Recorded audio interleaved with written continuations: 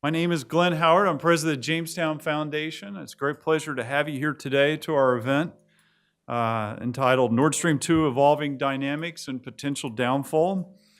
We have a great lineup for you here today, and certainly timely in light of the news that's appearing in the Wall Street Journal articles that appeared in the last couple days. And so we're going to do, as the articles mentioned, we're going to do just the opposite. If you read the article, you'll know that Angela Merkel, when she went to the White House, she was advised not to talk about Nord Stream 2. And lo and behold, the first thing she asked by President Trump was about Nord Stream 2. So we are not going to avoid talking about Nord Stream 2. And that is really the purpose today, is to examine the various dimensions of Nord Stream 2 from all the geopolitical perspectives, and also talking about the Black Sea and Turk Stream project as well, and what's happening in that part of the Southern Gas Corridor. So as President Trump told Angela Merkel, he said, if you want us to protect you from the beast, then why are you feeding it? So that's exactly kind of our notions today, is to kind of discuss this in a way that brings a lot of helps and brings it back on the policy radar here in Washington. And we certainly have the right people to discuss it. Opening our discussion today will be Ambassador Piotr Wilczek, the Polish ambassador to the United States. He's been here since 2016. He's now entering his third year as ambassador.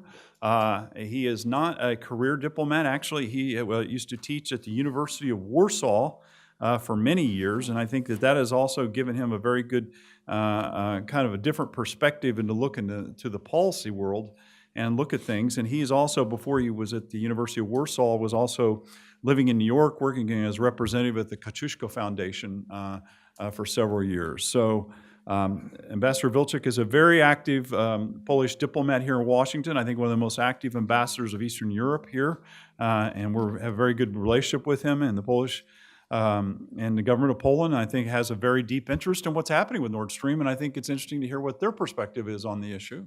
So without further ado, I'll turn the floor over to you, Mr. Ambassador, and let you offer the opening comments.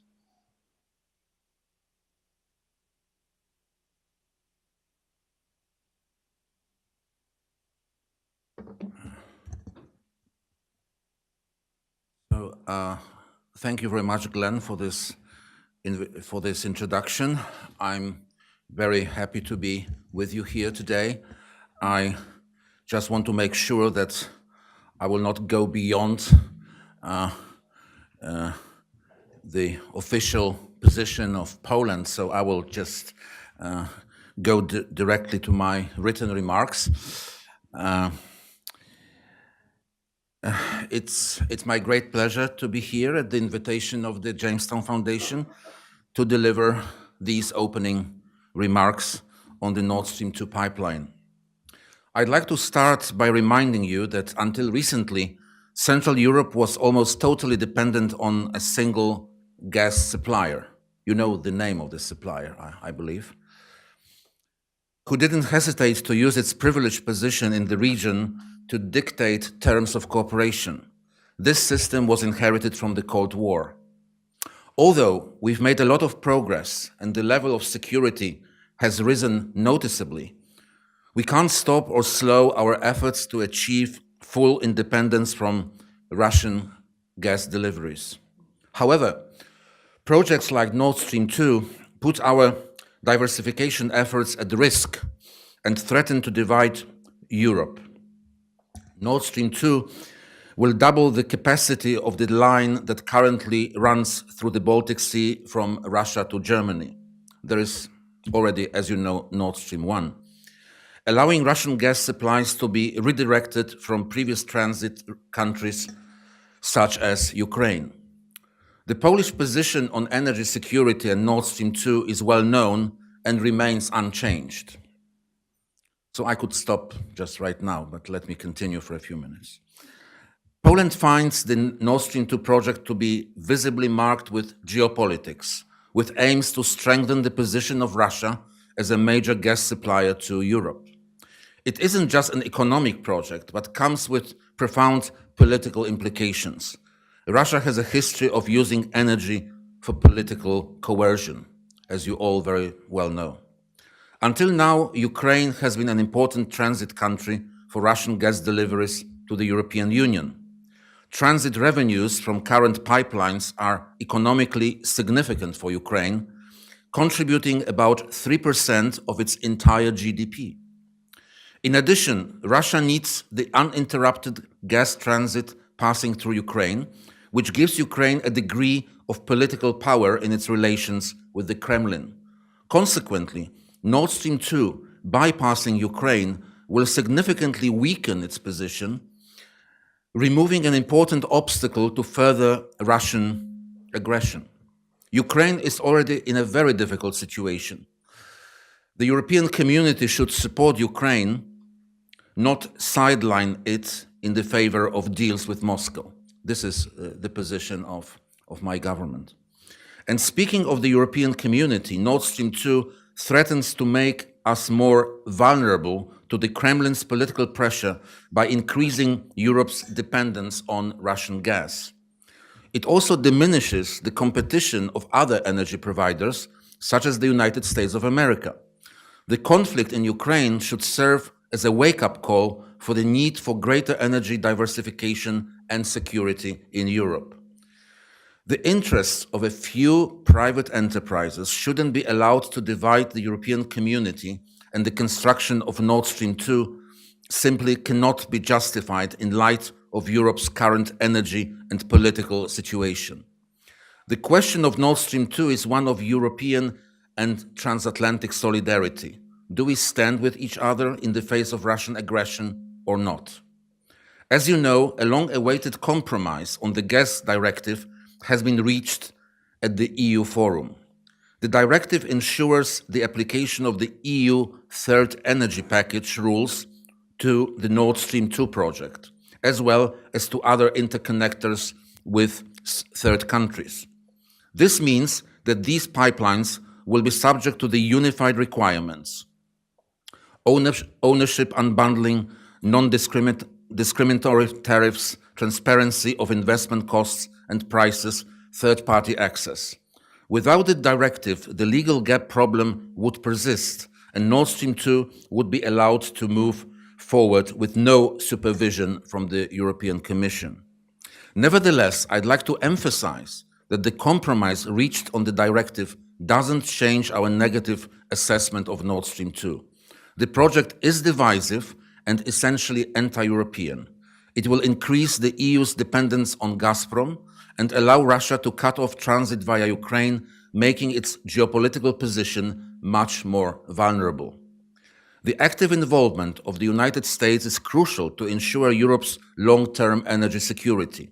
For these reasons, we are heartened by the United States' opposition to Nord Stream 2.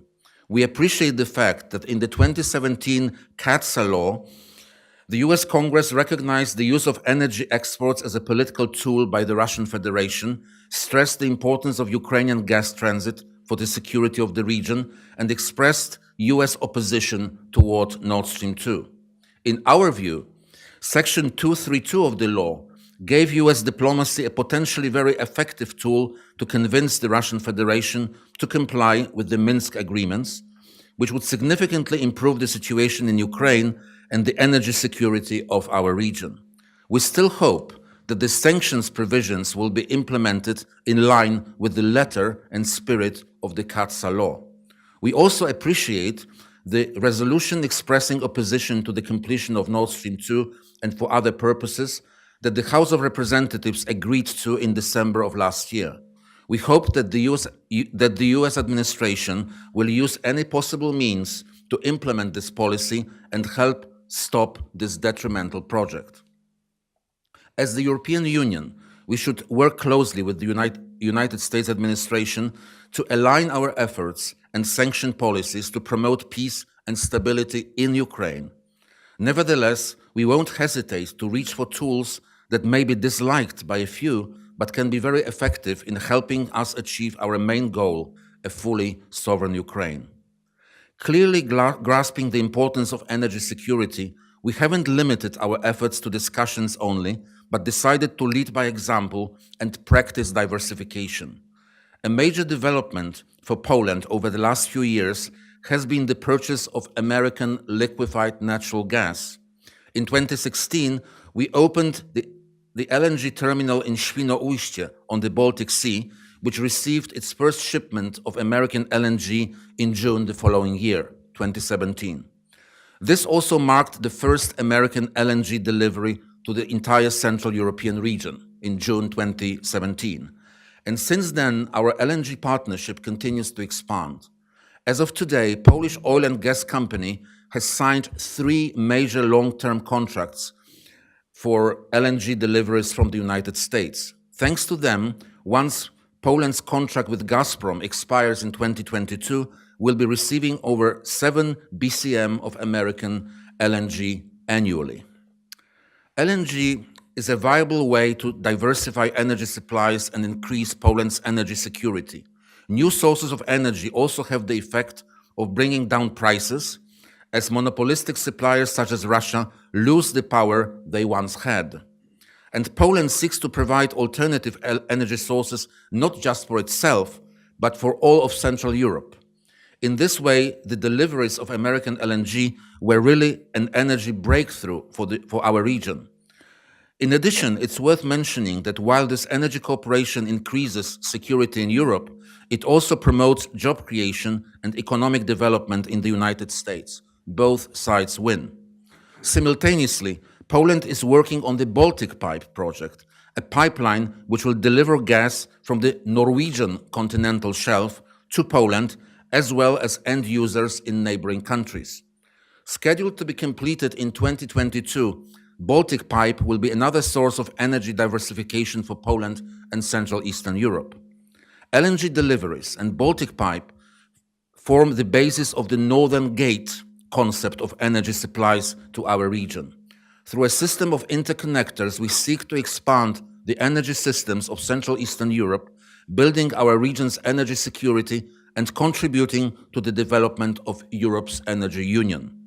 These developments are part of the 3 Seas initiative, a project undertaken by 12 presidents of Central European countries that aims to improve interconnectivity in transportation, digitalization, and energy within the EU and the Euro-Atlantic zone. The 3 Seas initiative complements already functioning forms of regional cooperation, and one of its pillars is the development of a well-integrated energy market, with gas projects playing a very important role.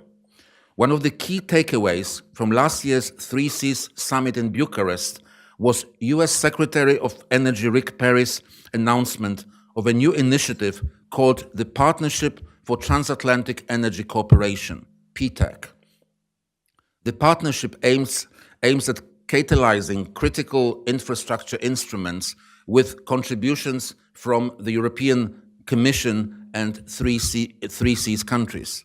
The official launch of PTAC will take place tomorrow in Houston with the participation of high-level delegations not only from 3 Seas members, but also from non-3 Seas and non-EU countries such as Ukraine.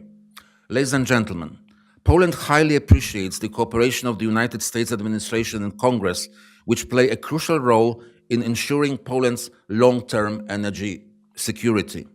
We are pleased that we share a similar position with the United States on a number of energy security issues, including infrastructure development and diversification, and we see a need for Washington's further engagement in the Central and Eastern European region. I'm confident that close cooperation in the energy sphere with our American partners and friends will strengthen the transatlantic alliance and help European diversification effort. Thank you very much.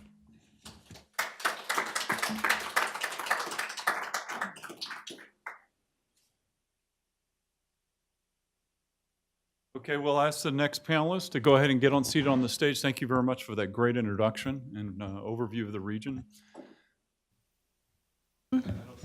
Okay. The players, the interest in the evolving strategies that are around Nord Stream 2. And the developments are quite interesting. So we're going to hear several perspectives today. Unfortunately, Ben Schmidt couldn't come today to this forum, but we have a great panel. We have Vladimir Socor from the Jamestown Foundation, who is going to present the Germany position. We have Vadym Glamazdin, who is going to present the Ukrainian position and the question of whether the transit through Ukraine is going to become redundant. And we have Steve Blank, who is going to talk a little bit about the trends in US policy surrounding Nord Stream 2. But first, let's put forward several questions that are most important regarding this pipeline. First of all, Nord Stream 2 is going to double the capacity of Nord Stream. It's going to be 110 BCM per year, and this is a very huge portion of what the European continent imports from Russia. Europe imports 360 BCM per year from all over the world, from Norway, from Algeria, some from the Middle East, some from Qatar. And part of it, 43%, comes from Russia. It's a very significant volume. It's a very significant share of the import. The Russian share in the market is actually growing from 33% in 2014 to 37% last year, apparently. That means that Russia is exporting more gas, and that quantity of gas that Russia would have available for export is only going to grow if Gazprom fulfills its plans to develop all the fields in Siberia. So from about 200 BCM available for export right now to Europe, to Turkey, and potentially China, that volume is going to grow to about 380 BCM, almost double in about 15, 16 years. If, of course, these projections are correct, and I hope that Vlad is going to answer this question, how much we can trust the projections of Gazprom for future production development. In any event, Russia is going to need more markets. So Nord Stream 2 makes sense for Russia. It is a commercial project for Russia, but it's also a political project that is bypassing Ukraine, and by the way, bypassing the entire Central and Eastern Europe region, not only Ukraine. It's kind of encircling the Central and Eastern European part of Europe from both sides. On one side is Nord Stream 2, and Nord Stream 1 that are going to deliver about 70% of all Russian gas to Europe. All Russian gas that is currently sent to Europe is going to go, 70% is going to go through one pipeline to one country, one route. The rest, 30%, are going to go possibly through a Turkish stream. So we have the Central and Eastern Europe completely surrounded by these two pipelines. And we're going to probably see less relevance, not only of the Ukrainian transit, but possibly even of the transit that is going through other countries in the region, such as Poland. If consumption in Europe really grows, this is the other major argument that Russians are making, that consumption in Europe is going to grow, that production in Europe is declining, and that consumption is going to grow so much that they would need to have about 100 BCM more gas in several years. But the projections of different companies are not proving that. They're actually saying that general energy consumption in Europe, in the European Union, is going to decline by 9% by the year 2040. This is BP projection, long-term projection, the outlook.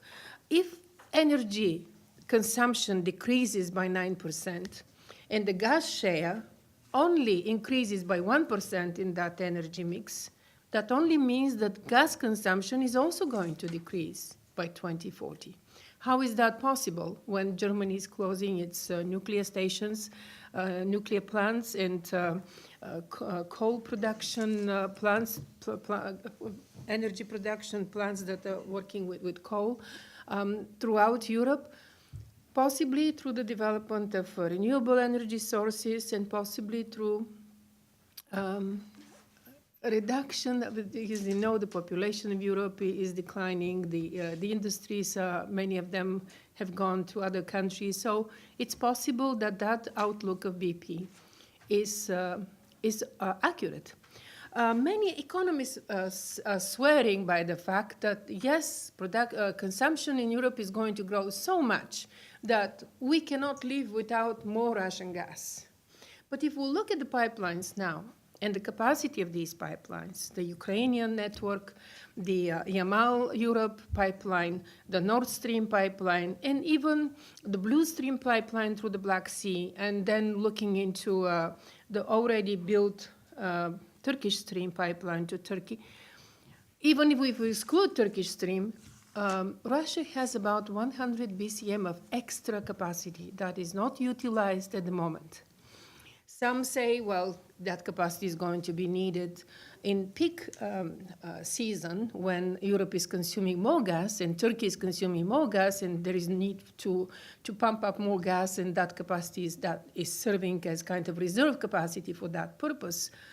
But we know that many European countries have developed storage facilities, and they're increasing these storage facilities. So the peak hours are not the same kind of peak hours that they were 10 years ago, or when Europe was in crisis, when Russian gas stopped through Ukraine, and a lot of countries in Central and Eastern Europe felt it.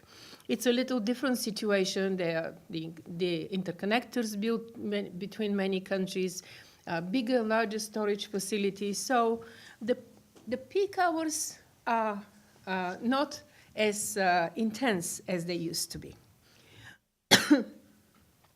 Some say that the more pipelines, the better. I've heard this in this town as well. I would say, yes, the more pipelines, the better, but these pipelines have to come from different sources.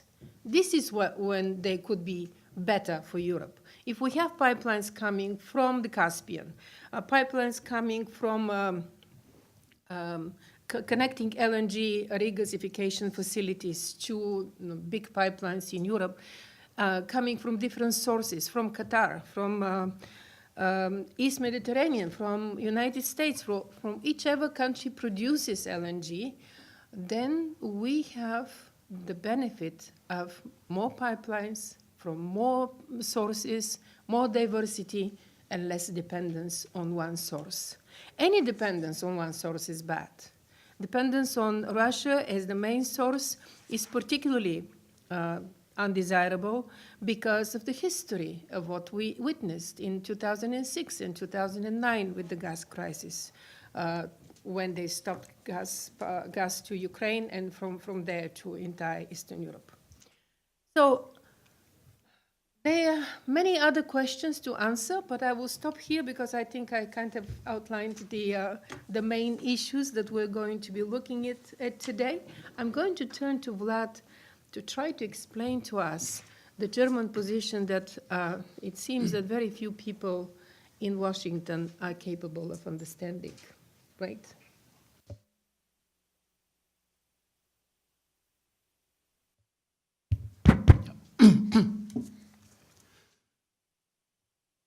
Schröderism without Schröder. This is how I would encapsulate German policy regarding Nord Stream 2. Except that it is Schröderism on a far larger scale compared to a decade ago. The sheer stakes in quantitative terms regarding gas volumes and regarding finances, as well as the geopolitical consequences, are far larger in Nord Stream 2 compared to what they were in Nord Stream 1 and in the Schröder period. I'm going to talk about German interests in this project, about German policy regarding this project, and about German domestic politics around this project.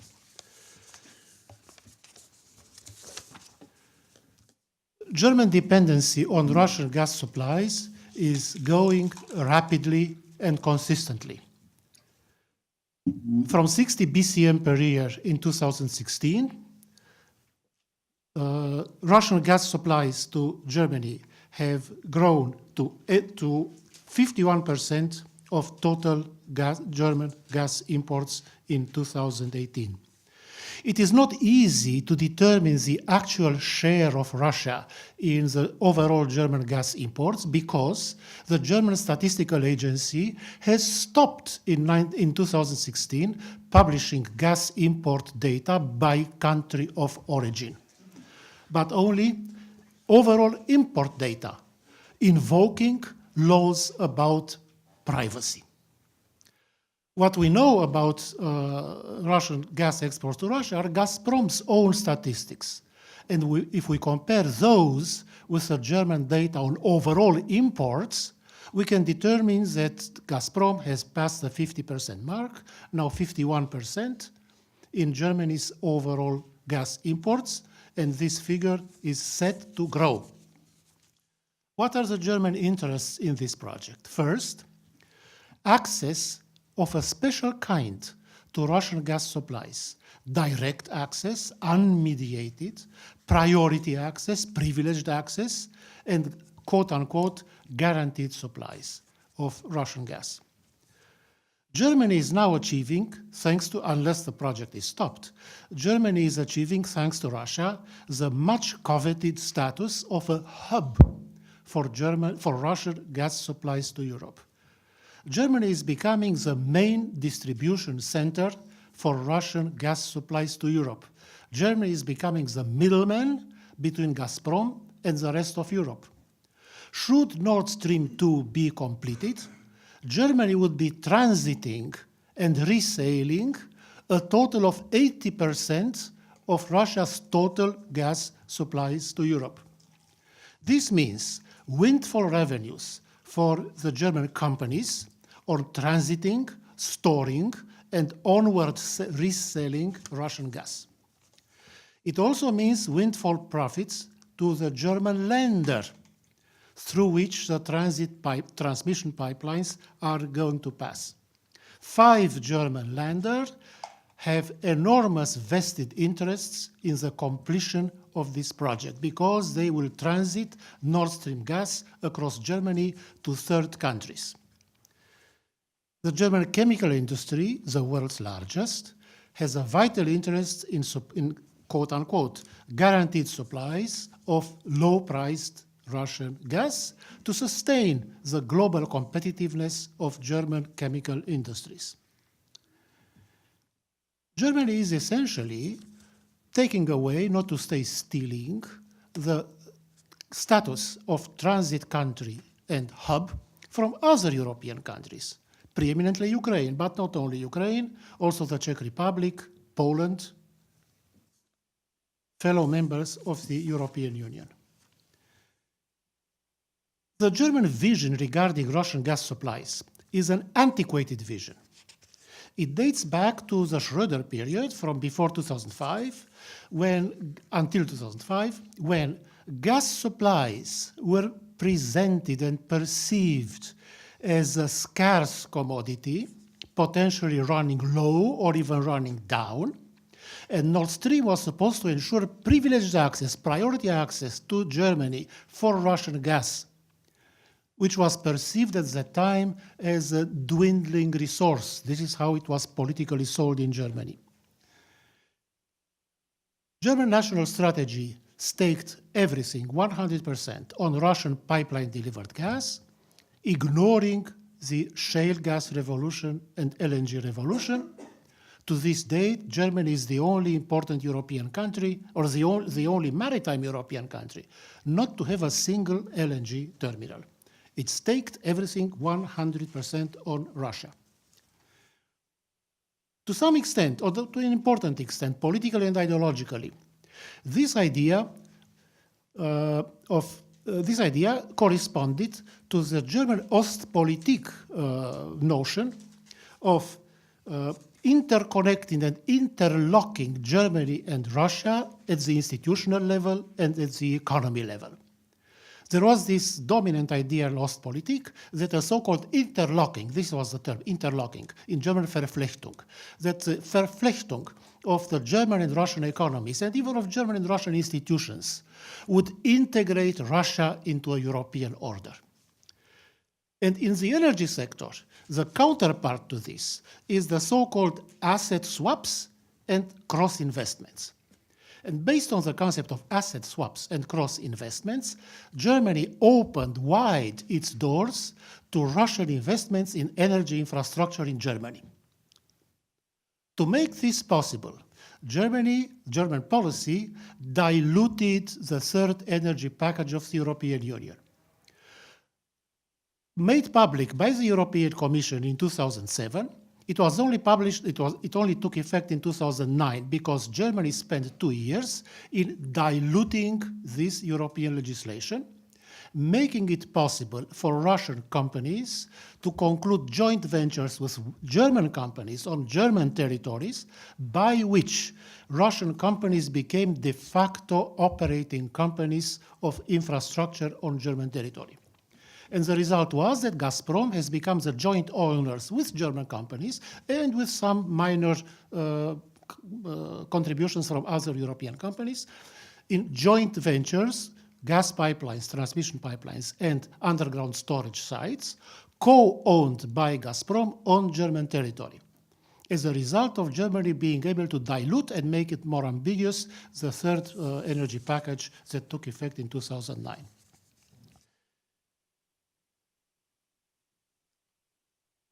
This strategy has become a cross-party national strategy, a matter of national consensus, since Schröder's times until now, with some notable exceptions, which have to be mentioned because they can have political consequences.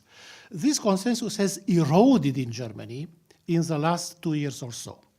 It has eroded first because some left liberal circles influential in the media have turned against Nord Stream, because left liberal circles perceive Putin's Russia or Putin's personality as an ideological adversary, champion of conservatism. Therefore, liberal media in Germany, afraid of this sort of Russian influence, have turned against Nord Stream, even though the same media support Angela Merkel. But they have turned against Nord Stream. Die Welt, Frankfurter Allgemeine, Der Spiegel, Die Zeit are all against Nord Stream, although they support the government on other issues. The Green Party,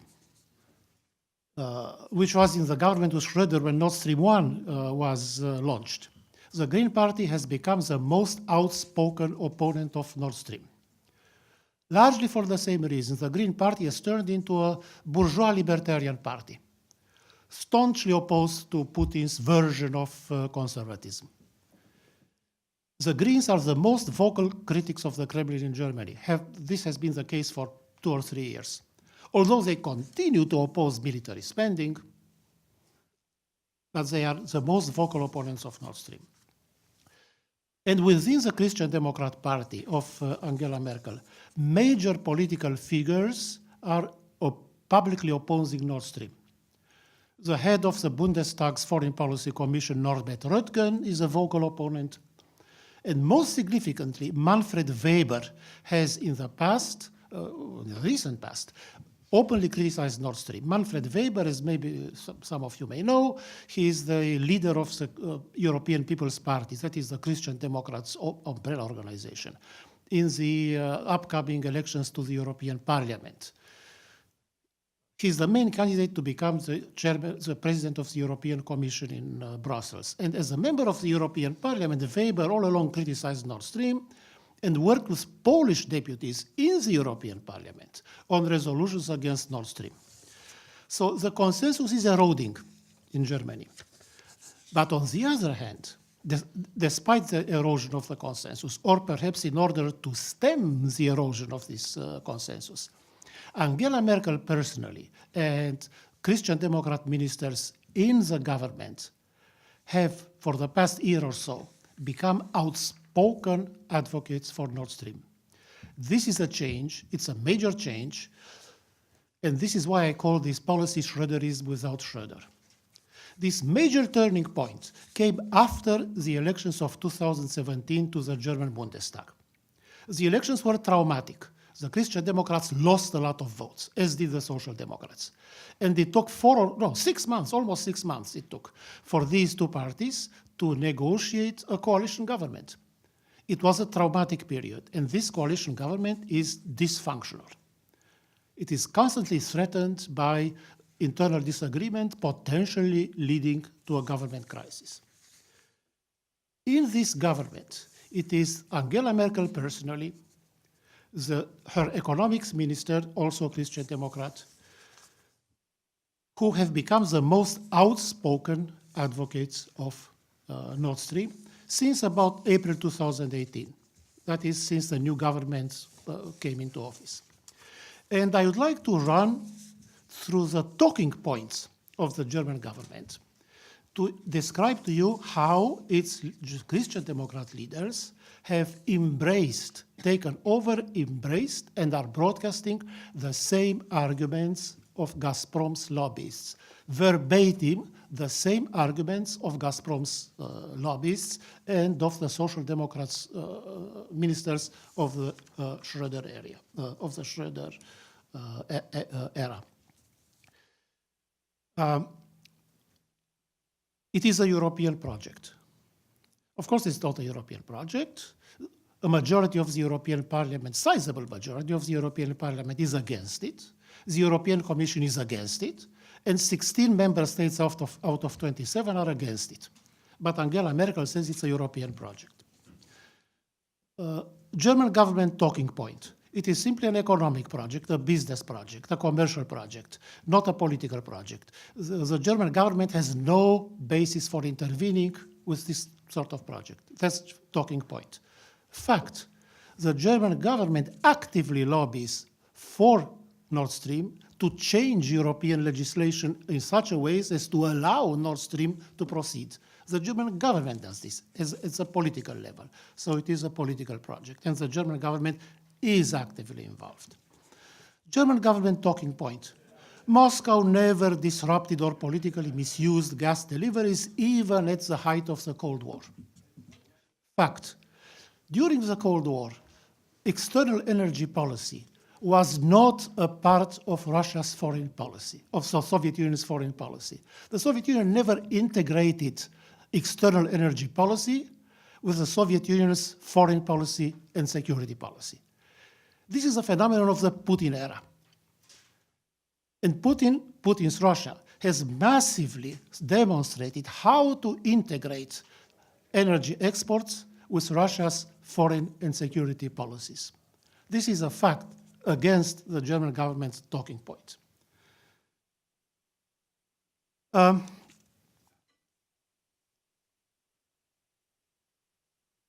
Angela Merkel, her economics minister, Peter Altmaier, and other German government officials from the Christian Democratic Party are repeating these old arguments from the Schröder era and from Gazprom's lobbyists in Brussels.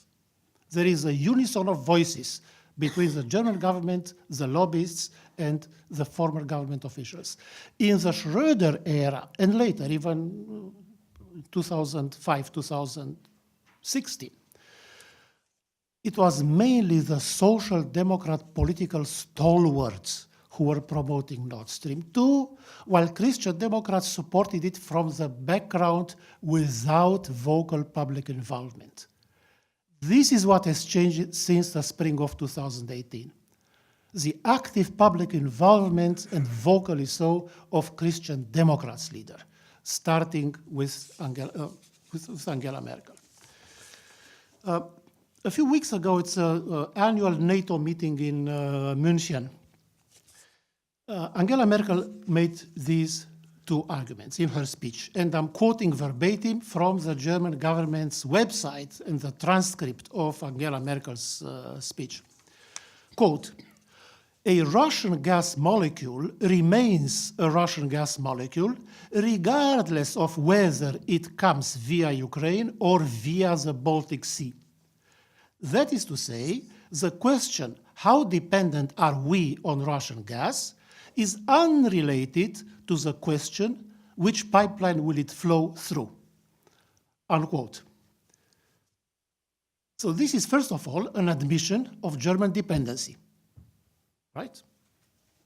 It's a full admission of heavy German dependency. And secondly, it is a highly unprofessional argument. It is either improvised, I hope it's improvised. It was in the prepared speech. It was read from paper in a prepared speech. And her other argument in the same speech, quote, do we want to cause Russia to become dependent on the Chinese gas market? Question mark and unquote. To me, this is a sign of alarm. It means that Angela Merkel or her advisors and her government are lending an ear to Gazprom's and Putin's argument that should Germany limit Russian gas supplies, Russia has the option to turn to Germany, to China. Russia has the option to turn to China. This is the not so hidden meaning of this argument by Angela Merkel. What this shows to me is a precipitous decline of professionalism at the top level of the German government, and perhaps a feeling of despair that they are running out of arguments and must come up with this sort of substitute arguments. There is another argument, not in Angela Merkel's speech this time, but in other Merkel pronouncements and also in Foreign Minister Heiko Maas's pronouncements. He's a social democrat. And I'm quoting. By the way, this argument by Merkel and by Heiko Maas is being presented in identical wording. Quote, if we pull out of Nord Stream 2, who will then advocate to Russia in favor of Ukraine to remain a gas transit country? Question mark and unquote. I don't need to elaborate.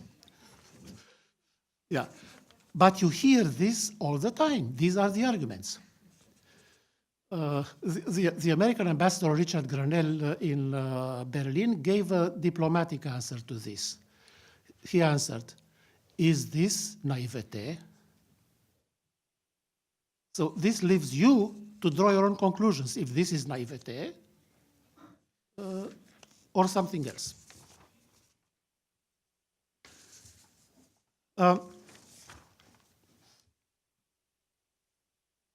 Regarding the amendments to the European Union's third energy package, I'm going to discuss it briefly, but I would like to caution from the outset that we must not waste time trying to figure out what is in these amendments. These amendments, in my view, are a delaying tactic by the German government and by the advocates of Gazprom in Brussels to divert the discussion on Nord Stream 2 into an unproductive, futile direction. The European Commission proposed amending the third energy package in November 2017. The purpose of these amendments was to extend the jurisdiction of the European Commission and of European energy legislation from onshore, where it hitherto applies, into offshore pipeline projects. The idea was that pipelines coming to European Union territory from non-member countries across the sea, offshore pipelines, should be subjected to the application of European legislations on transmission pipelines. The intention was to apply this legislation to the exclusive economic zones of countries, European Union member countries, through which these pipelines pass.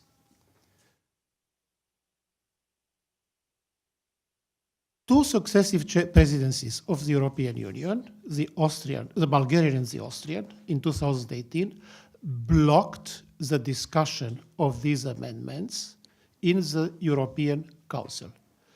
Austria has a vested interest, of course, in Nord Stream 2, and Bulgaria hopes to curry Russia's favor so that Russia would direct to Bulgaria the second part of Turk Stream. So these two countries blocked the discussion of the amendments. After the new German government was formed, as the consensus in Germany was eroding over Nord Stream 2, as the Central and East European countries were making known with increasing effectiveness their opposition to Nord Stream 2, and most of all, as the United States became a vocal actor in this debate, the German government shifted tactics. It decided to accept discussion on the amendments, but to dilute the amendments in a way that would make them meaningless, that would, on paper, extend the European Union's jurisdiction to offshore pipelines, but in practice allow Gazprom and its German allies to proceed as heretofore. The end result in February of this year, just 2 weeks ago, was the approval of the amendments by consensus within the European Union in the so-called trialogue of the European Commission, European Parliament, and European Council of the amendments. So the amendments are now practically approved. They are not yet ratified, but they are practically approved. What is the essence? The essence is that the European Union member country on whose territory the third country pipeline will connect, that European Union member country will be responsible for the legal regime of the pipeline. In the case of Nord Stream, it is Germany.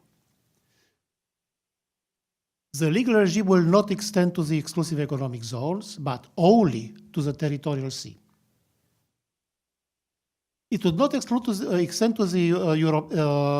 exclusive economic zones even of European member countries such as Denmark and Sweden and Finland, through which Nord Stream passes. So these amendments disempower Denmark, Sweden, and Finland from having a say in the legal regime of Nord Stream. In practice, what are the requirements set by these amendments? The European Union member countries on whose territory the pipeline will arrive will itself negotiate with Gazprom about the legal regime of Nord Stream in the territorial sea of this European Union member country. Germany is authorized thereby to negotiate with Gazprom directly, bilaterally, about the legal regime in the German territorial sea. However, that country, Germany in this case, will be required to notify the European Commission about this. The European Commission will be empowered to vet the agreement. Furthermore, Germany is authorized under these amendments, to conclude an intergovernmental agreement bilaterally with Russia about the legal regime. The European Commission would sit in these negotiations. Germany would be required to notify countries that would be affected by these arrangements about the impact of these arrangements, to notify them. And they would be allowed to express their opinion. But there is no mechanism whereby those countries could influence the outcome. There is not even agreement about how to define the date at which Nord Stream 2 would be deemed to be operational. Whether this would be the date of the completion of construction, or the date when the first gas would flow, or the date when this pipeline would be used to full capacity, there is no agreement on these details. There is also no agreement about third-party access. And in fact, third-party access, as Gazprom's own analysts are happy to point out, the discussion about third-party access is purely academical, because the pipeline would be filled with gas on Russian territory and would proceed on the seabed of the Baltic Sea to Germany without any possible inputs from any third party. The only third-party inputs that could be practically possible, not theoretical, but practically, are those from other Russian companies, such as Novatek, who might or might not be allowed access to the pipeline on Russian territory. In short, these amendments not only resolve nothing, but set the stage for further confusion and for further derogations and exemptions from existing European legislation. I believe that these amendments, the whole discussion around them, is a delaying maneuver to tempt some players in the debates, including the United States government, to tempt them into investing hopes and efforts in the debates about these amendments, gain time, and allow construction of Nord Stream 2 to proceed and result in an accomplished fact that could no longer be reversed. So my recommendation is for the United States government, who is absent from these proceedings, my recommendation would be, don't waste time getting involved in these discussions. These amendments resolve nothing. On the contrary, they are a smokescreen behind which Nord Stream would proceed unimpeded. And the outcome of this debate and the shape of these amendments show the European Union at its best in terms of potential and promise, and at its worst in terms of performance. At this time, nothing but US sanctions can stop Nord Stream 2. Unless US sanctions are introduced to stop Nord Stream 2, the end of this saga would be an enormous triumph of Russia over the United States and the humiliation of the United States, a confirmation that Mr. Putin is far more competent and far more consistent compared to Western politicians. Nothing but US sanctions can stop Nord Stream 2. Thank you. Thank you, Vlad. That was a very, very complicated and very comprehensive picture of I would like to turn now to our next speaker, Mr. Vadym Glamazdin, who is going to talk about the Ukrainian transit and whether it's going to become redundant. Recently, the Russian energy minister, Alexander Novak, stated that once Nord Stream 2 and Turkish Stream, Alexander Novak stated that once Nord Stream 2 and Turkish Stream are in line, they are going to make the Ukrainian traffic transit redundant. He was open about it. Russia has denied its intentions to bypass Ukraine for many years when it started building Nord Stream and then Nord Stream 2 and then Turk Stream. But now they don't hide it anymore. So is this an open and honest position by the Russian officials, or is it a negotiation tactic that they can extract better prices for transit through Ukraine? Thank you, Margarita. Good afternoon, everyone. First of all, a little correction. Russians never actually hide this intent, and since the very beginning of Nord Stream 2 and Turk Stream, second part of Turk Stream construction, on all levels, starting from the managerial level of Gazprom and up to the Putin himself, they always claimed that as soon as those, and that the entire idea behind those two pipelines is to bypass Ukraine. I will, of course, go through the implications on Ukraine, and not only on Ukraine, and what is going on further. But first, I would like to add just few bites to very comprehensive and great analysis presented by Mr. Socor and by Margarita earlier today. First of all, on projections. If you recall, when the Nord Stream 1 pipeline was started to build, it was back in 2007. one of the main arguments behind the reasoning of why Nord Stream 1 was important was that in 10 years since that time, which means in 2017, the projected overall consumption of gas in Europe should have become to the level of approximately 650 BCM a year. If you recall what was the real consumption in Europe in 2017, then it was somewhere about 100 BCM less. So this is to illustrate the projections that Russians usually use to argue about their project. Another very important thing to add to the notion made by Germans that this is a European project. Today, if you have missed, European Parliament voted for a new resolution, which actually, it's a pretty big resolution about further increase of Russian sanctions, anti-Russian sanctions, about many things regarding Russia. But in this resolution, they clearly state that Nord Stream 2 itself is a project that will further deteriorate European unity and European Union, and that's why it has to be stopped. So this is to illustrate how much a European project this is. And European Parliament, to remind you, was probably the last place of non-unity in terms of opposing Nord Stream 2, but now it's turned even there. Another important thing, a very peculiar thing about gas directive and why it was absolutely correct that there is no sense to spend any time in discussing the gas directive amendments. There is now information being circulated that even though the new amendments to gas directive are very favorable to Germany and to German-Russian dialogue, even though Germans are thinking about selling the piece of pipeline, which is, Gazprom is actually thinking about selling the piece of pipeline that is already built in the 12 nautical miles territorial waters of Germany to Eugal company, which already has an exemption from energy package 3, which will mean that this gas directive will not be applicable at all, even in its modified look as it is now. But the main thing is a little bit about different.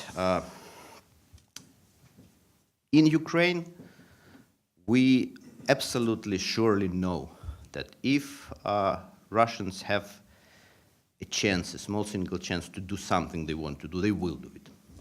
For more than 25 years of our independent history, we lived through so many different agreements, contracts, international memorandums, laws, whatever, which Russia broke just because they wanted to do something. And when they say that they want to bypass Ukraine, as soon as they are given a technical possibility to do this, they will do this.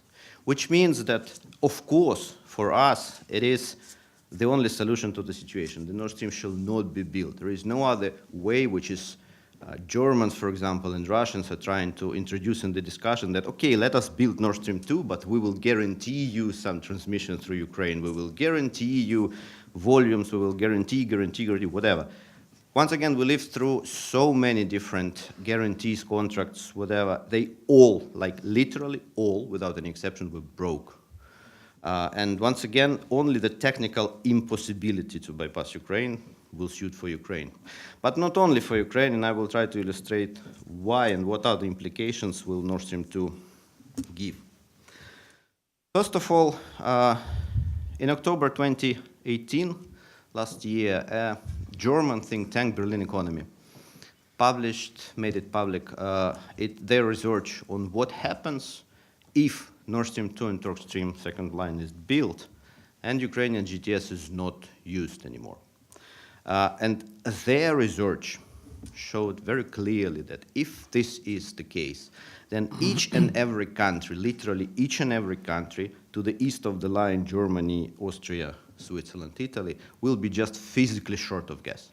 Because the inland infrastructure inside Europe does not allow to pump all gas needed for all the countries through the Nord Stream cluster, if you wish, or Nord Stream and Turk Stream. And there are no announcements, even announcements on any potential new projects inland Europe to resolve this situation somehow.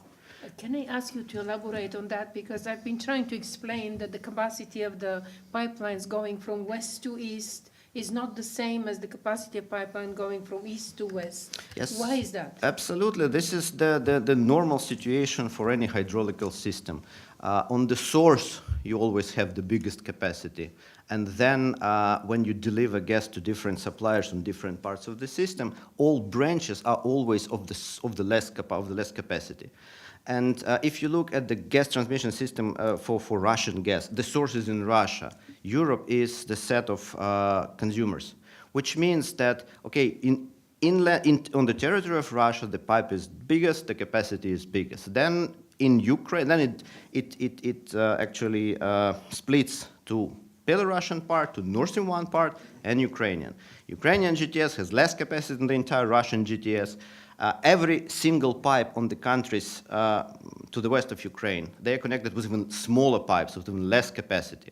And that goes further into Europe, which means that the further you go from western border of Ukraine inside Europe, the smaller pipes you have, which means that you just will not be able to pump that capacity. The entire capacity is now pumped through Ukraine, through those small pipes. Just physically, it's impossible. It's like the arteries. You go Absolutely. into the artery to the veins, and you're trying to pump from the veins back to the artery. Exactly. It's not the same. It's a very good analogy. Yes, exactly. So the first implication, which is far, far beyond Ukraine, is that literally all countries to the east, to remind you, from the line of Germany, Austria, Switzerland, Italy, will be just short of gas. Second very important implication is actually energy security itself. Nowadays, if something happens to Nord Stream 1, for example, they need to maintain it, which they do every year, by the way. They reroute the capacity to Ukrainian GTS. But if we say that at some point they bypass Ukrainian GTS and Ukrainian GTS is not operational anymore, this is physically not very much feasible to keep the system for years empty, waiting for once or twice a year for a couple of days of peak load. Which means that in a couple of years we will just have to scrap it. We will not be able to keep it running. Which means then if something happens further to that, to Nord Stream 1, Nord Stream 2, one of 4 lines, all 4 lines, doesn't matter where Europe will get gas through. It's, to remind you, 110 BCM in peak capacity. It's one third of their consumption. Another very important implication is security, physical security, not energy security. Russia tends to aggressively defend, to say, everything that they consider their critical infrastructure. The very recent example of how they do it was shown to everyone very recently in Kerch Strait in the Sea of Azov.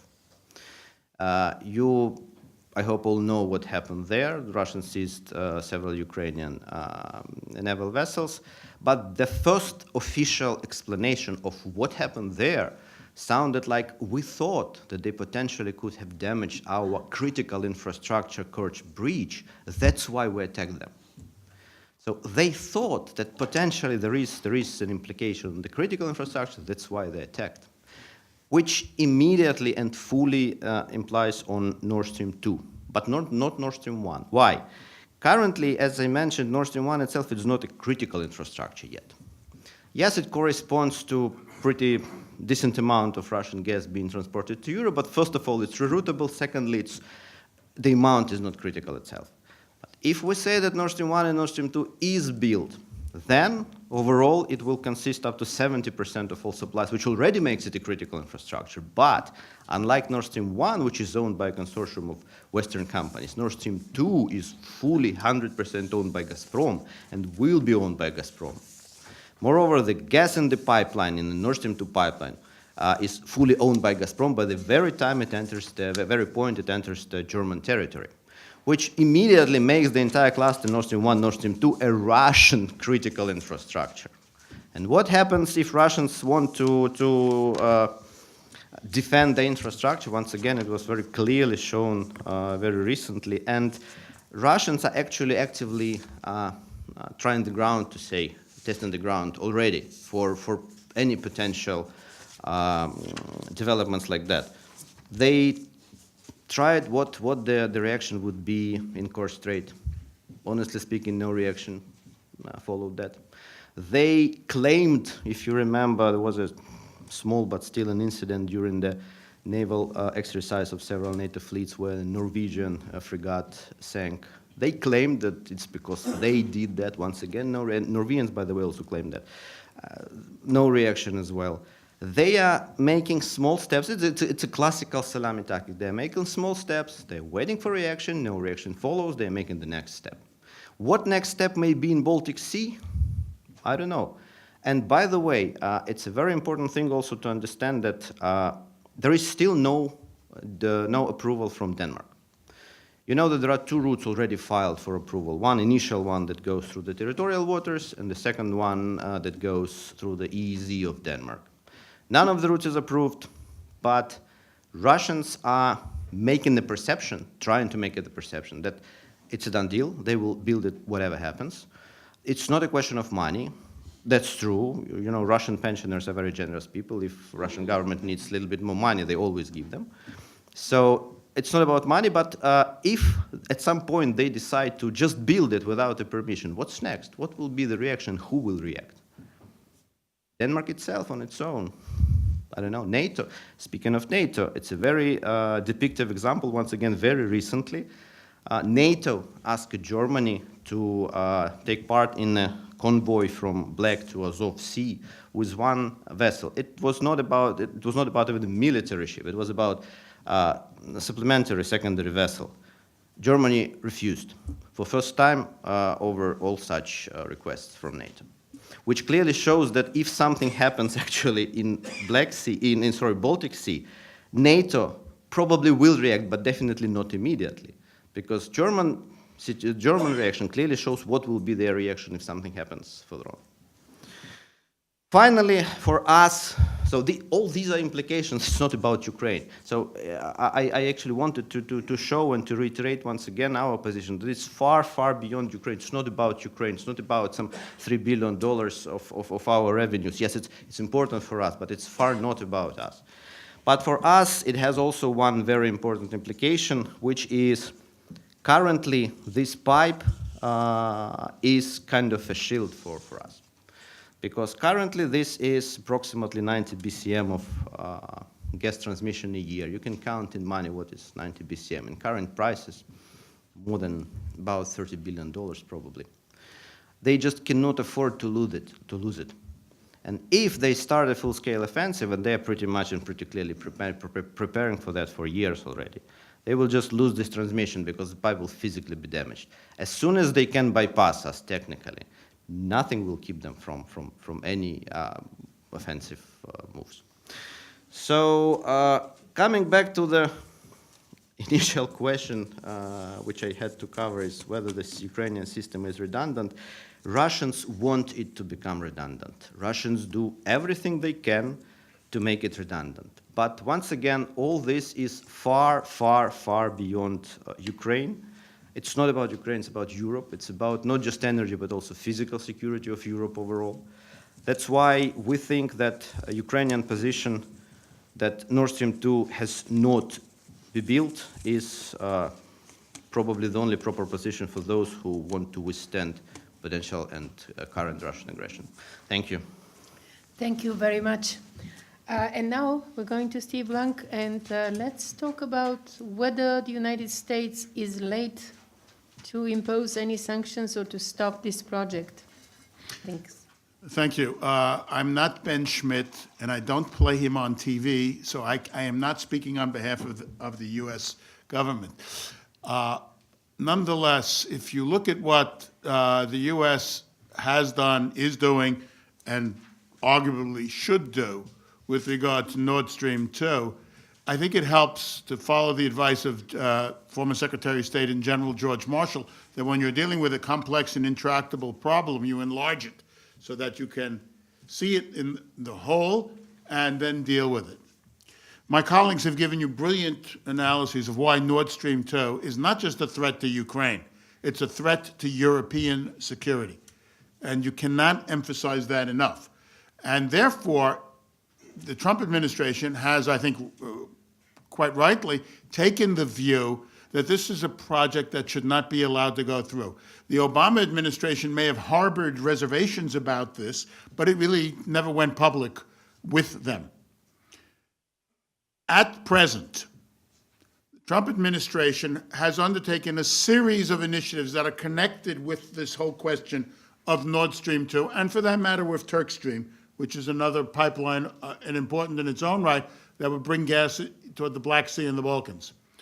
We are now threatening that if Nord Stream 2 is built and that the German government approves it, that we will sanction not only the German government, but the contractors involved. This threat is a public threat. It's out in the newspapers. No one is hiding it. This has created an enormous resentment in Germany, added to its own festering resentments against U.S. policy, whether they're rightly based or not, about the Trump administration. To add to that, yesterday we said that if they go through with the plan to build 5G communications links involving Huawei, we will reduce intelligence sharing with Germany. Now that's a double whammy, if you like. And as a result, we are in a position where U.S.-German relations could be reaching a crisis, which benefits one man, well, two men, Vladimir Putin and Alexander Novak, and the people around them, maybe Igor Sechin, Rosneft, as well. So why have we taken this stance? Well, you hear all the reasons why this is a bad plan as far as European security is concerned, and the Energy Department and the State Department could probably give you more reasons. But it is also part of a larger strategy to force Europe into permanent dependence on Russian energy leverage. And energy leverage is not just about energy. It is the source that funds the entire panoply of subversive activities that Russia is engaged in across Europe. We don't have time to go into those, but you know what they are. And it doesn't only stop in Central Europe. To give you an example, Ted Karasik and I recently completed a study for Jamestown on Russia and the Middle East. Russia is now building a regasification terminal in Morocco. Why?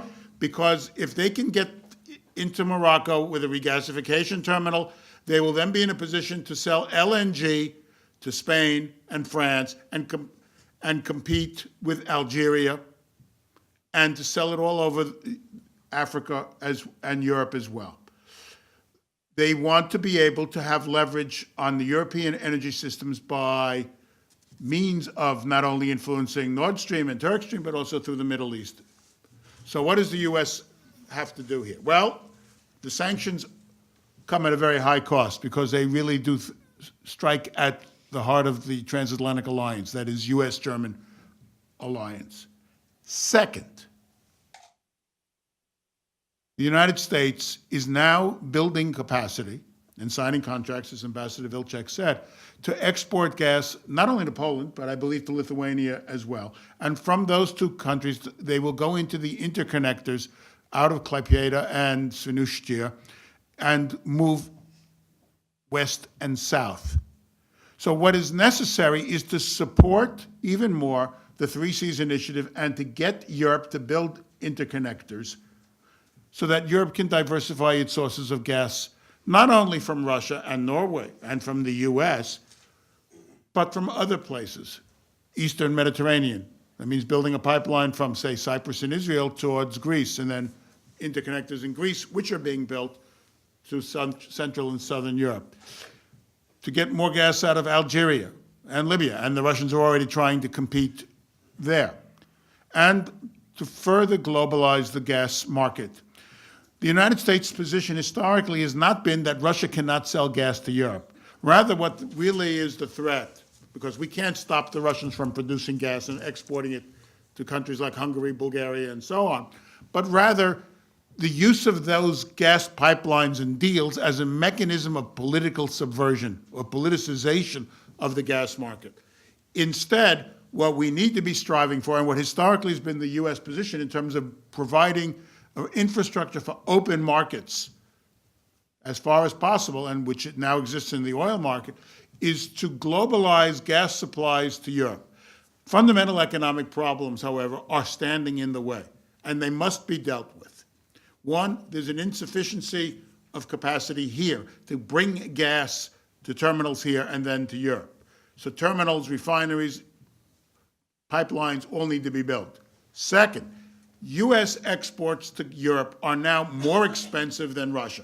So on strictly economic grounds, leaving aside everything else, they do not compete unless, like Poland and the Baltic states, you are prepared to pay an extra premium for your security, which means that you have to understand that your security is at risk from Russian energy. And not everyone does, as we've heard.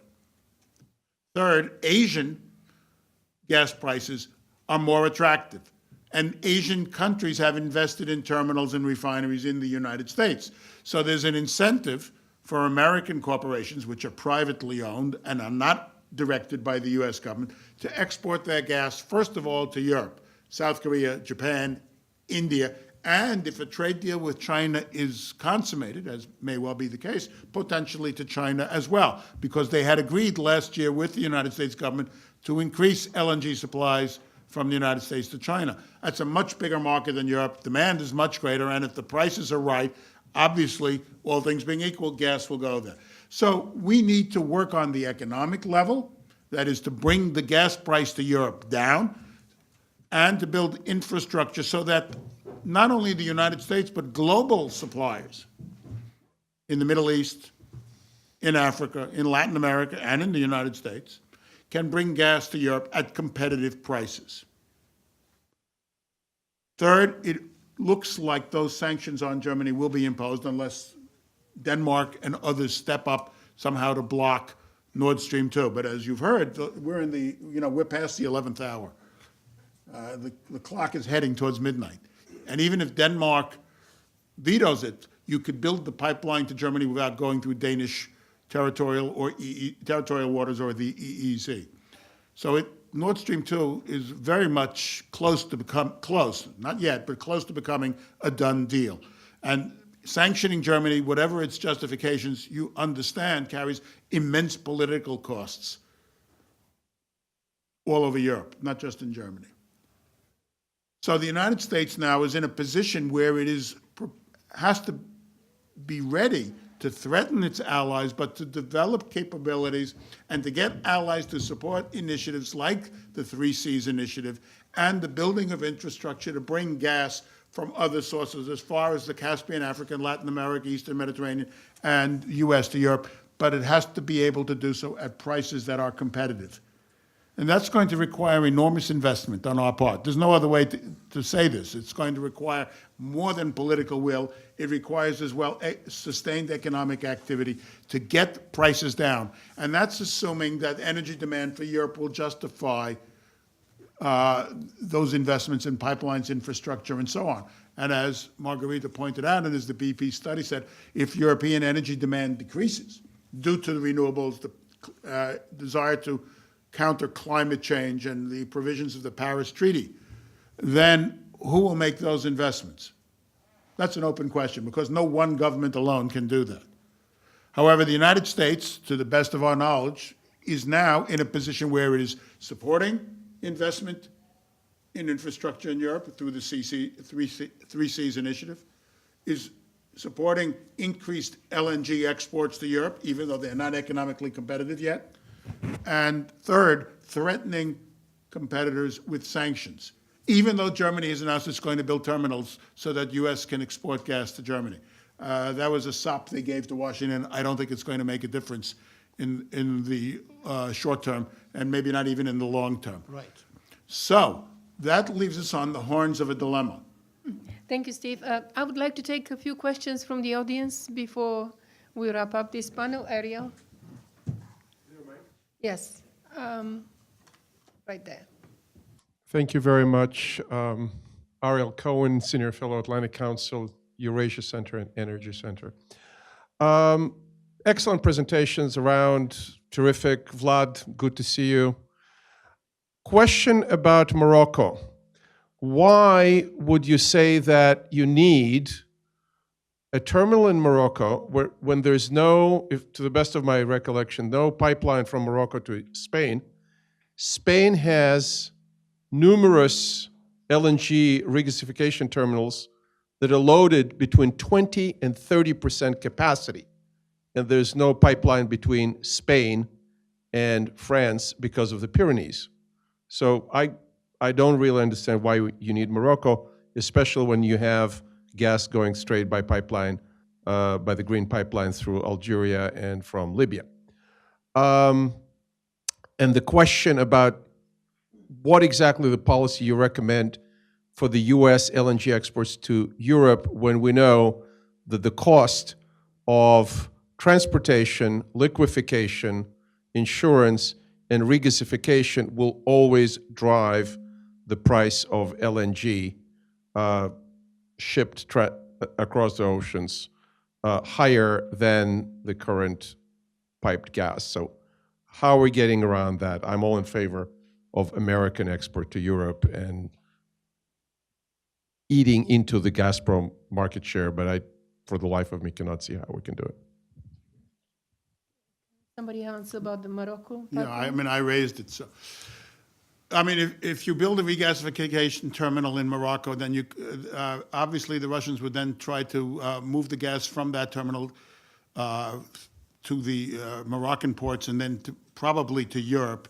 It makes sense that, and they will then also try to buy into Algerian gas, as they've been trying for years, and as a result, try to leverage that gas through the Moroccan terminal to sell it to Spain, France, or other buyers.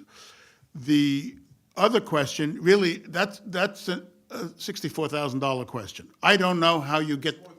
Well, I know, but it's a $64 billion question, perhaps. But I don't know how you get gas prices down to a level where they're commercially competitive with Russia. Now, as I said, in the case of Poland and Lithuania, not just Russia, any pipeline. But in the case of Poland and Lithuania, they have consciously accepted that they will pay more for gas than the market price today is in order to guarantee their security against Russia. You cannot count on other governments doing that for a lot of reasons. And therefore, this is a fundamental problem with the US approach. But the idea of increasing supplies from areas that are closer to Europe, because Norway is going to play out, the British supplies are going to play out, and the Arctic supplies are mainly going to be Russian. So you have a possibility if Caspian gas goes through Azerbaijan, through Turkey to Greece, the TANAP pipeline. You have the possibility, if it's built, of an Eastern Mediterranean pipeline from Cyprus, Israel, Egypt, and Lebanon to Greece, which is building 2 gasification terminals, and then interconnectors up to Croatia and Kirk Island, and then across either Italy or back into the Balkans. So there are options out there, but those are also very expensive projects.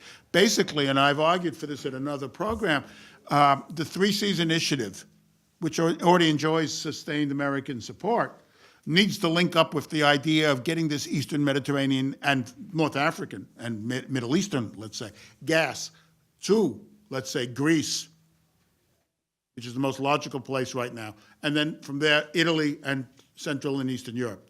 But again, major investments have to be made. And it's not clear that even at the end of the day, the price of that gas will still be competitive with Russian. So this is a question that requires enormous economic and political investments. And you can't foresee that happening, especially when it's multilateral. It has to happen. We've done this in the past. If you look at the Baku-Ceyhan pipeline with oil, one of the great achievements of the Clinton administration, we spent 2 or 3 years working that problem to bring oil from Azerbaijan through Georgia and Turkey to Europe.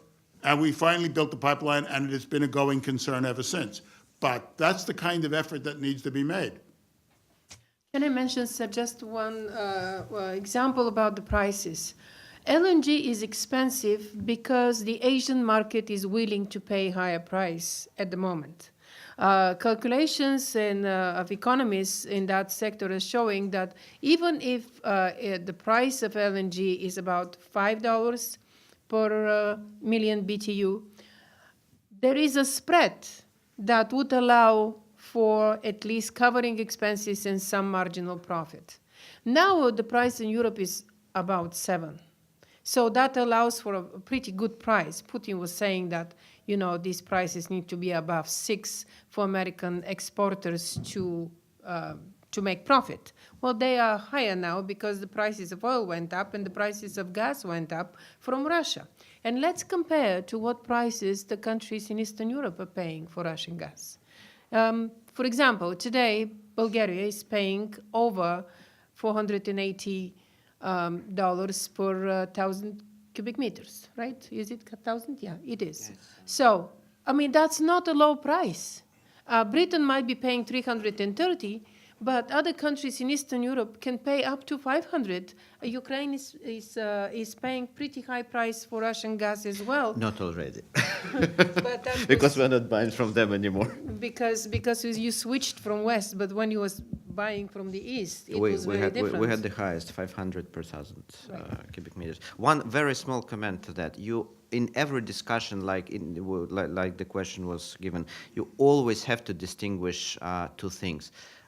Any source of supply and Russian pipe gas, specifically Russian pipe gas, because for Russia, if you look around across Europe, for Russia, price doesn't matter.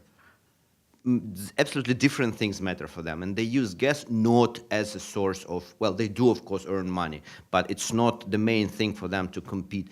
Anytime they want to get a part of market, they go to the market and propose $1 per 1,000 cubic meters less than any other competitor, independently whether it's profitable or making them losses. Dave Von Spock, unaffiliated. Could this hold, I guess, this whole dependency of the I guess the question I have is, Germany used to have nuclear power, and I guess they had some green policy. They were going to shut all the nuclear power plants down, and somehow, because they believed they could replace it with wind and solar. And so now they have supposedly this dependency on the Russian natural gas as a result. So I guess, is it conceivable to say, because Germany believed that because of Fukushima and all the earthquakes, two tsunamis and volcanoes in Japan, that somehow the same threat was going to occur in Germany where there are no earthquakes, tsunamis, and volcanoes. So the question, could this be said that this dependency upon this pipeline to Russia for the natural gas is living proof that shutting nuclear power plants down on the belief that you can replace the energy from wind and solar is an abject failure? Thanks. I will ask Vlad to answer, but let's take Reika's question before that. Yes. Thank you, and thank you for this fascinating discussion. I really appreciated that and enjoyed very much the viewpoints.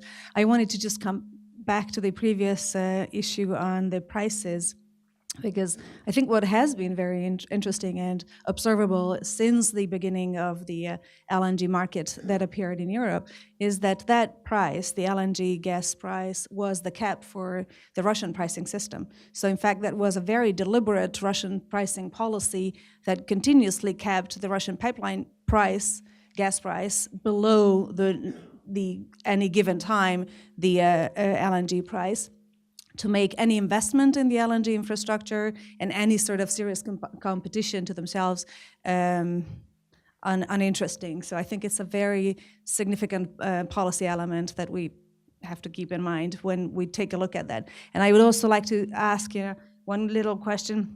I don't think that what is really crucial is, at this stage, to redirect the American natural gas exports, because if they find good markets in Asia, I think that's perfectly fine. But obviously, Europe needs more LNG, access to LNG markets also.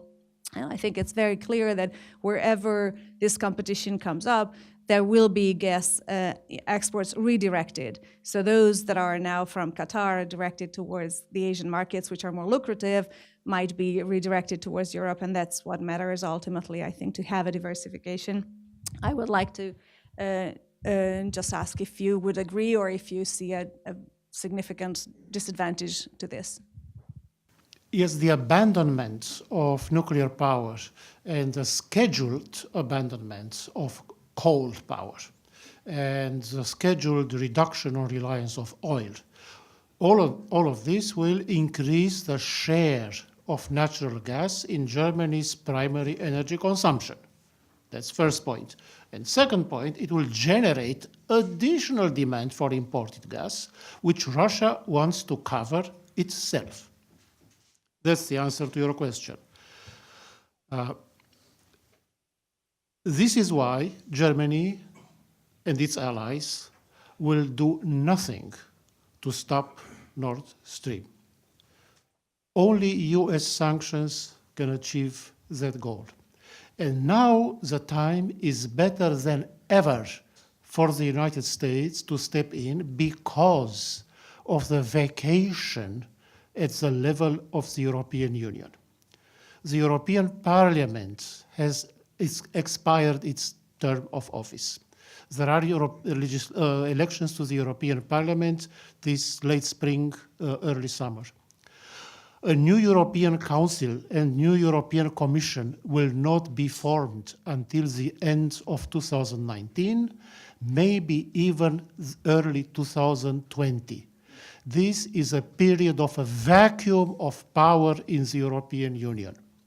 This will in turn increase the leeway for Germany to exercise unilateral power in a period of vacancy at the level of the European Union. Nobody in the European Union at the level of the institutions, nobody will be physically in office in order to counter German unilateral policy. And therefore, it is all the more legitimate for the United States to step into this vacuum of European power at the level of the European institutions. Now is the time for the United States to step in the vacuum and to exercise leadership. It is an opportunity for the United States to demonstrate that the United States is not against the European Union, which is a mistaken but widespread impression in Europe, that the United States is against the European Union. In the case of energy policy, the United States is the most pro-European force in the world. And this is also an opportunity for the United States to demonstrate that fact, to puncture the myth that the United States is against the European Union. Germany is against the European Union, not the United States.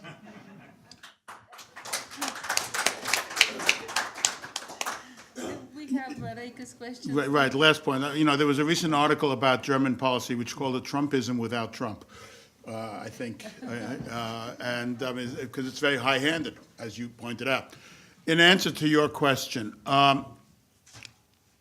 it doesn't have to be American gas that LNG or gas that goes to Europe.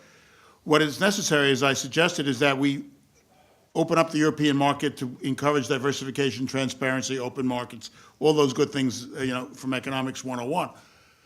Again, the problem is, let's look at the other suppliers. All right, say Caspian. If you can get some energy out of the Caspian to Azerbaijan and then west, Eastern Mediterranean, Latin America, Sub-Saharan Africa, et cetera, et cetera. If you can get that gas to Europe at a competitive price, then this would work. The problem is, how do you get the gas from point A to point B? So, for example, I gave the Eastern Mediterranean. You have all this gas in Cyprus, Israel, Lebanon, and Egypt.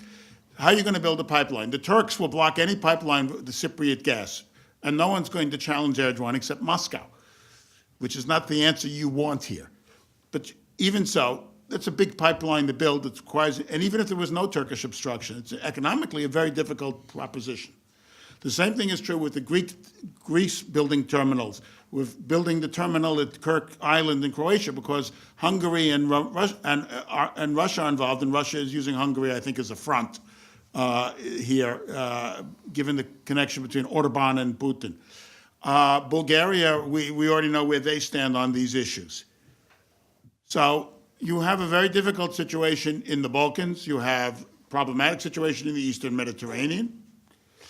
And you do not necessarily have economic figures that work for you coming from further afield, like, say, Africa or South America. To the extent that you can get gas prices in Europe for that gas to be competitive with Russian piped gas, then you've got something that people may well invest in because they may well be willing to pay for their security more than they are now. Poland and Lithuania, in this case, are, to be honest, outliers. Not everybody's going to do this because not everybody feels the threat. Or they don't have the economic and political means at home to drive through such a policy because they don't have that kind of political consensus. So that answer remains up in the air, and somebody's going to have to bring it to ground. Well, thank you very much. This was a really very interesting discussion, talking about the political will and the will of the governments to make those steps to protect their own security through energy means like Poland and Lithuania. This is also a question that we're going to discuss in the next panel in light of Russian corruption and how Russian energy interests corrupt a lot of politicians in those countries to prevent precisely such measures. We're going to have Reka. In the next panel, we're going to have Ilya Zaslavsky, and you're going to have Rauf Mamadov to talk about further about Nord Stream and Turkish Stream and what they're going to cause to Europe. Thank you very much. A round of applause to our speakers.